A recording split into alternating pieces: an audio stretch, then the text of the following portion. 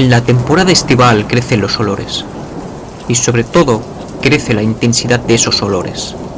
¿Cuántas veces hemos escuchado la famosa frase de aquí huele a muerto?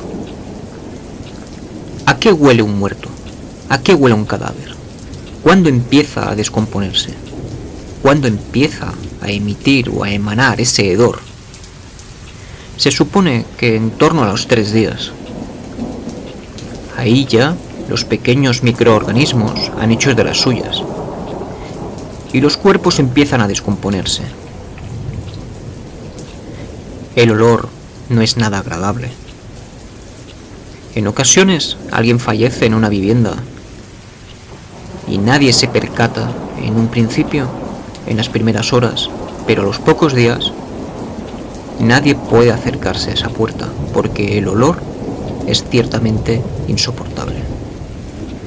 A comienzos de la Revolución Industrial Británica hubo auténtica pasión por la cirugía, auténtica vocación.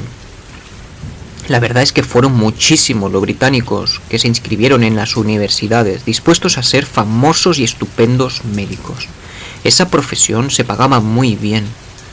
La medicina, como es obvio, era privada y por tanto un médico reputado tenía todas las garantías para hacerse rico en muy poco tiempo. Pero claro, para ser un buen médico, para ser un buen cirujano, había que saber por dónde cortar, había que saber por dónde intervenir, por dónde entrar. Y para eso había que practicar. Y lo más lógico era practicar con cadáveres. Desde los tiempos de Enrique VIII había una suerte de cédulas que, otorgaban esa práctica, que daban esos permisos, pero eran muy pocos. A lo mejor un cirujano del siglo XVI-XVII tenía la opción de desarmar 4 cuerpos, deshacer 4 cuerpos, y eso era muy poco. Según fueron pasando los años, según fue avanzando, los cirujanos querían más y más. Finalmente, como todo era tan restrictivo, en 1788 explotó la polémica. Las prohibiciones dieron paso a la clandestinidad. A finales del siglo XVIII, los médicos incluso tasaron el precio de los cadáveres. Se llegaba a pagar, pues, en torno a 7 libras, 8 libras. Eso sí, dependiendo del tamaño de los cuerpos. Si era un tamaño que superaba el metro de estatura, es decir, ya no era un niño, pues se pagaba más. Había más cuerpo donde trabajar. Si eran niños, si eran fetos, si eran retoños fallecidos, pues se pagaba menos. Por ejemplo, un cuerpo de 1,80 m, bien formado, bien musculado, podía alcanzar el exultante precio de 4 guineas. Sin embargo, si el cuerpo era de un niño de 7-8 años, pues apenas llegaba a 1 guinea. Pero sí se pagaban, sí. En Londres se cuenta que a principios del 19 operaban bandas de una docena de bandas organizadas, que rastreaban, que esquilmaban los cementerios, que buscaban esos cadáveres para llevárselos a los cirujanos, porque se cuenta que a principios del 19 en algunas universidades había más de 500 alumnos dispuestos a ser instruidos como médicos, y cada alumno aspiraba a mutilar, a deshacer, a escarbar en un par de cadáveres cada año. Ese par de cadáveres garantizaban que ese alumno sería un buen médico. Cuando terminara su carrera, habría diseccionado unos cuantos y ya sabría por dónde entrar, dónde está el corazón, para qué sirve un intestino. Pues durante más de 40 años, hasta 1832, cuando se dedican policías a estas tareas de buscar a los facinerosos, a los que entraban en los cementerios, a los resucitadores, como ellos se llamaban a sí mismos, Pues durante esos más de 40 años, 44 años, la verdad es que el terror se adueñó de los cementerios. Fue algo tremendo. Los escritores de la época quedaron marcados por aquellas prácticas. Walter Scott, Charles Dickens y tantos hablaron de esto en sus narraciones. Claro, tengamos en cuenta que si por un cuerpo se pagaban 7 u 8 libras, ese era el equivalente al sueldo que podía ganar un peón, un bracero, durante 6 meses. Entonces, ¿cómo no pensar en la posibilidad de hacerse con un cadáver y entregárselo a la ciencia? Y claro, ese delito no estaba contemplado como tal. Eso no estaba penado. Al fin y al cabo, el finado ya estaba muerto, ya no tiene ninguna utilidad. Así que era difícil poner una pena. A partir de 1832, sí, ahí ya se crearon unas leyes, se crearon unas prohibiciones, y todo aquel que robaba un cuerpo era sentenciado, y no muy bien sentenciado.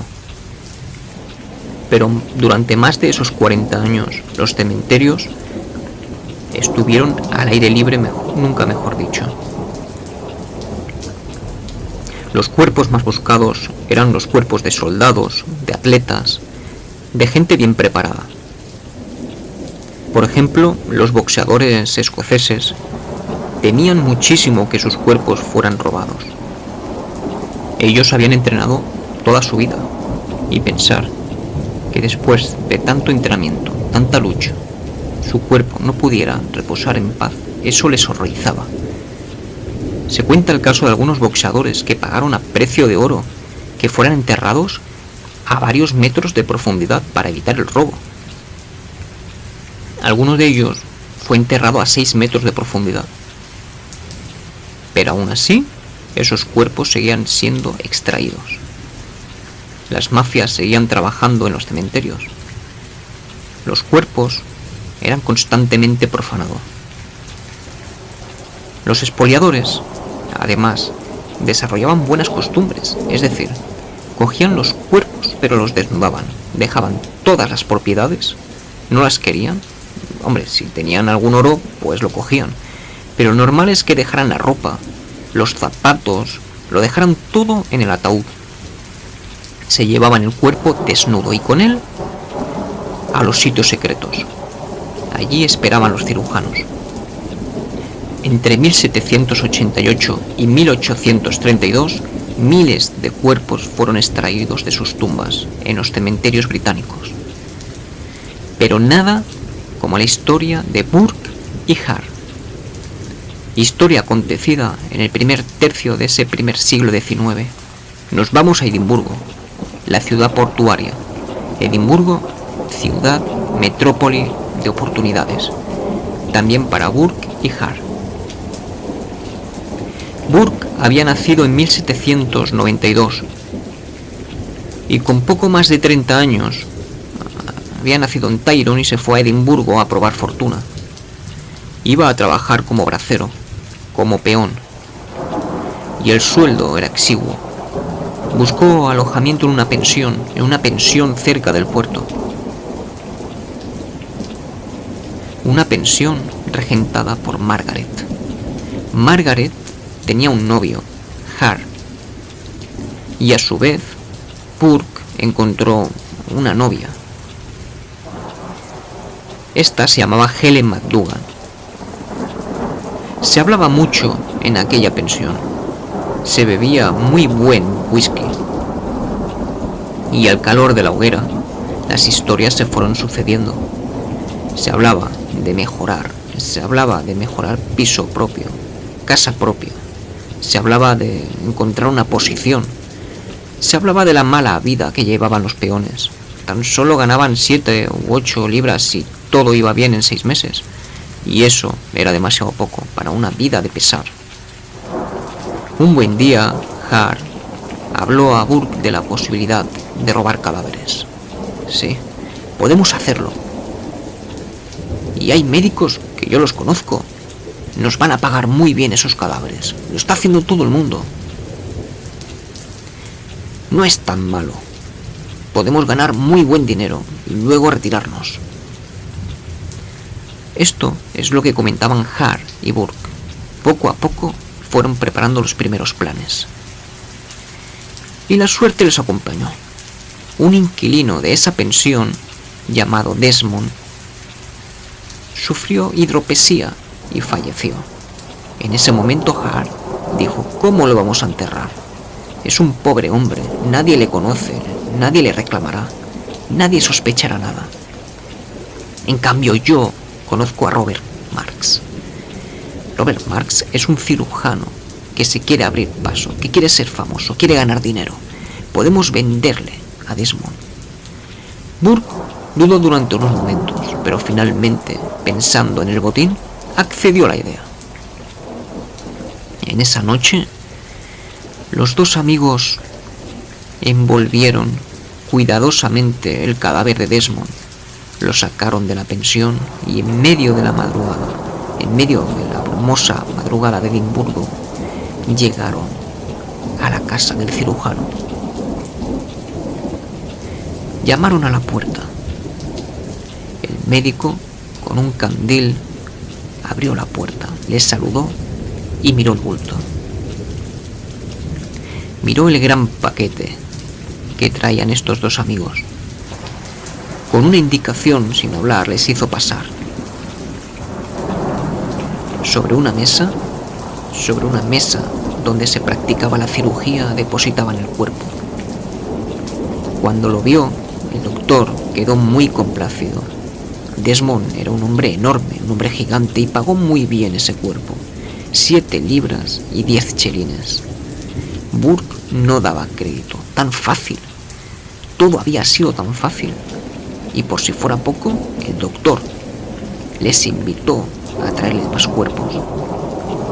Aquí estamos.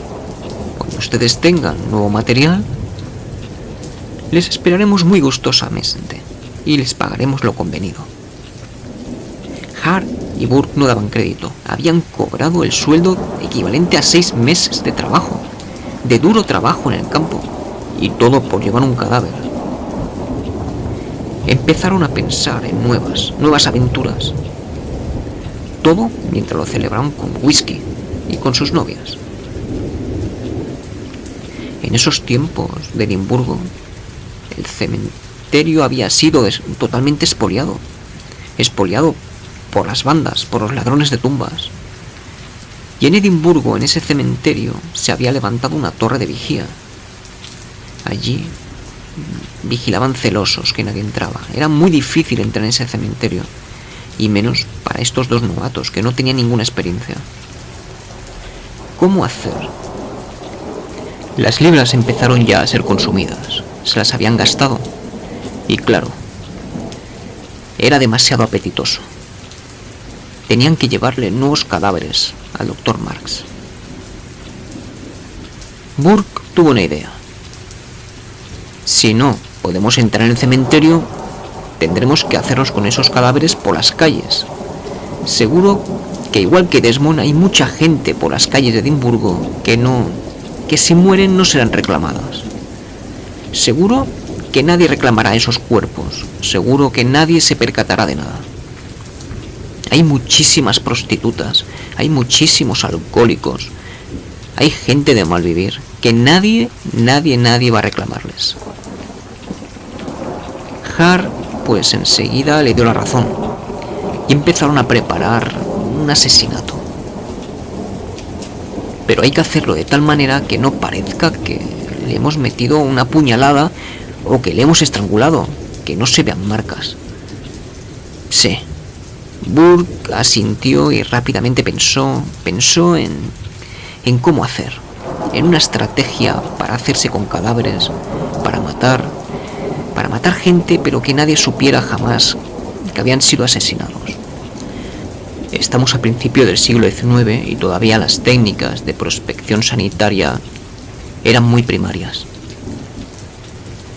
Pensaron en Joseph el Molinero, un hombre solitario, errabundo, algo borrachín. Vivía solo, no se sabía de familia que tuviera Joseph. Así, un buen día le invitaron a beber.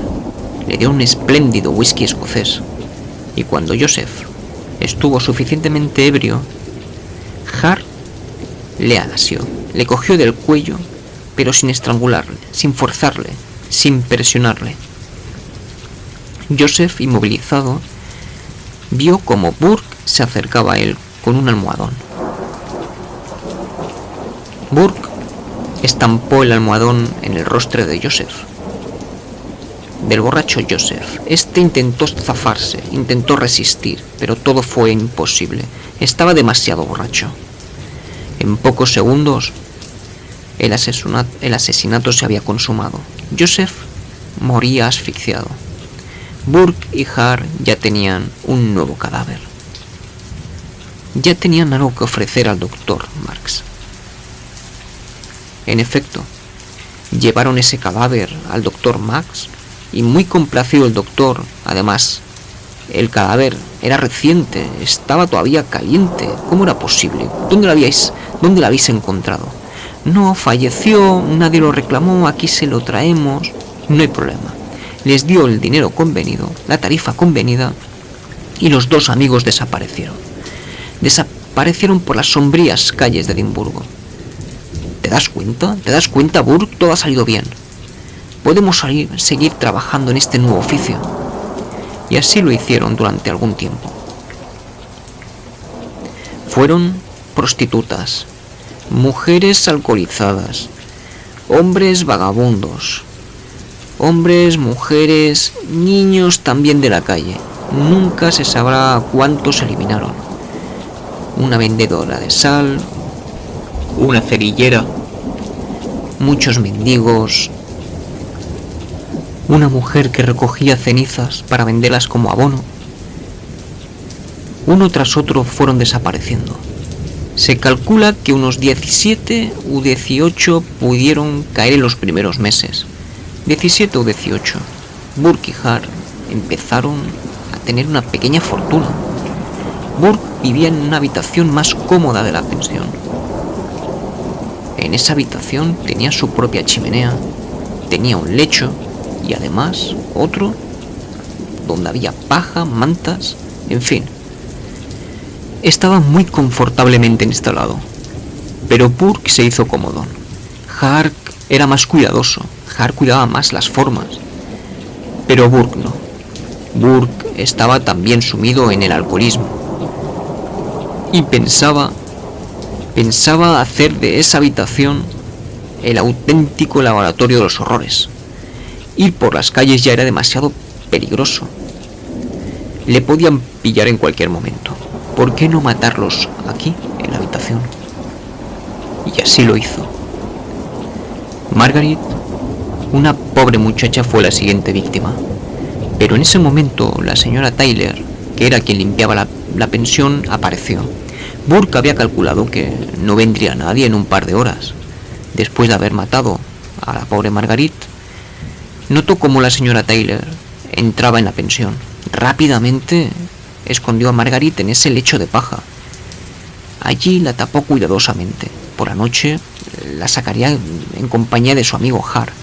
Pero la señora Tyler, que era muy minuciosa, limpiaba muy bien como los chorros del oro, limpiando la habitación de Burke, se topó con un brazo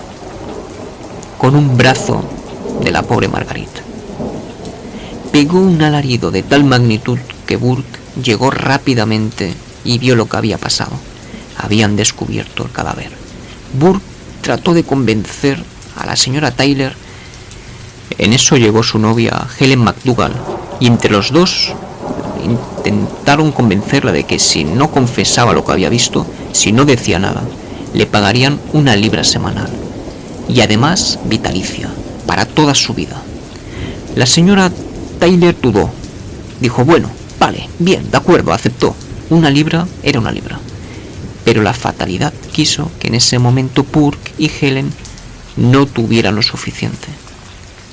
Apenas tenían unos pocos peniques y chelines. No reunieron esa libra y la señora Tyler pensó que eso siempre iba a ser así. Así que denunció el hecho a la policía. La policía, que ya sospechaba, porque ya había desaparecido un chico a que llamaban todos el Bobito. Y era un chico demasiado popular y demasiado sano para desaparecer. Y todos sospechaban de Burke y Hart, porque hablaban demasiado, porque bebían demasiado y porque fanfarroneaban demasiado.